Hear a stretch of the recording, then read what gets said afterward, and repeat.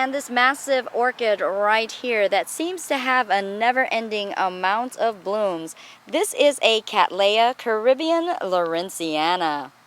And the bloom count on each spike can actually be up to 5 or 6 blooms. That's normally what you are going to see.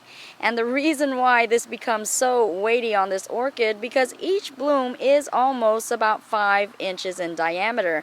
So you have a pretty nice size bloom and also a good amount of blooms in one cluster on each spike. And speaking of flower power, oh my!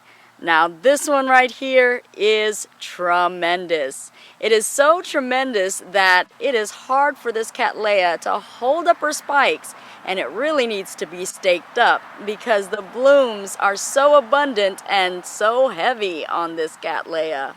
And the beautiful color on this Cattleya is a very nice light pink in color on the petals and also the sepals.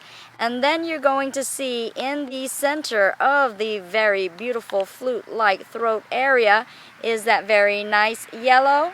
And then on the outskirt of the actual lip, you are going to see that deeper magenta color right there. Very beautiful contrast in color right here. Beautiful color combination and quite a gorgeous cluster.